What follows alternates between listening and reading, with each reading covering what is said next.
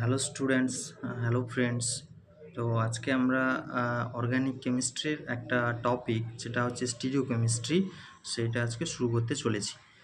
তো তো শুরু করা যাক। প্রথমে একটা কথা বলে নিই যে স্টিরিও কেমিস্ট্রির প্রথমে শুরু করতে হলে আমাদের আইসোমারিজমের ডেফিনেশনটা জানতে হবে।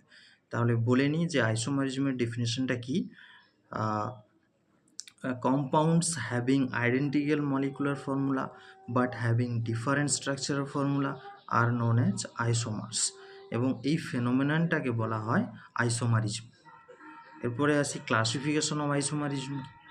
আইসোমারিজমকে আমরা ক্লাসিফিকেশন করব, তাহলে আইসোমারিজমের দুটো মেন ক্লাসিফিকেশন হচ্ছে, একটা হচ্ছে স্ট্রাকচারাল আইসোমারিজম, অন্যটা হচ্ছে stereo isomerism.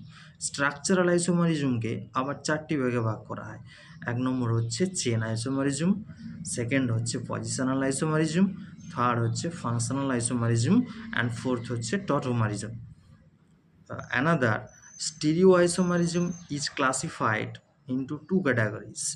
One is optical isomerism, another is geometrical isomerism.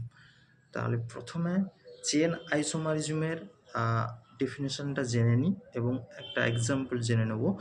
If the isomerism arises due to the isomers having different chain length.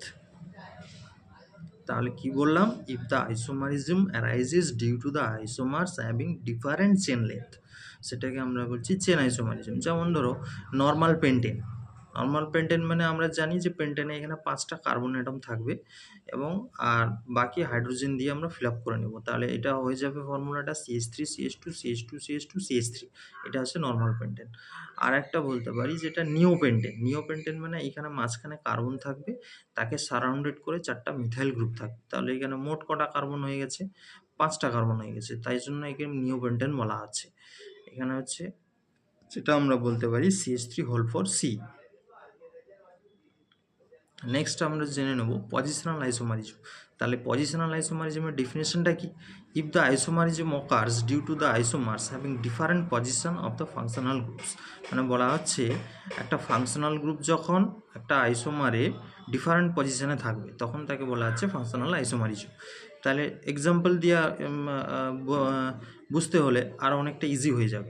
তাহলে একটা এক্সাম্পল দিয়ে দেখি। যেমন ধরো CH3 CH2 CH2OH, তাহলে এখানে 1 নম্বর পজিশনে OH গ্রুপটা রয়েছে। অপরপক্ষে আমি যদি দেখি CH3 CHOH CH3, এখানে 2 নম্বর পজিশনে OH গ্রুপটা রয়েছে। এটা কিন্তু খাতায় যদি ড্র করে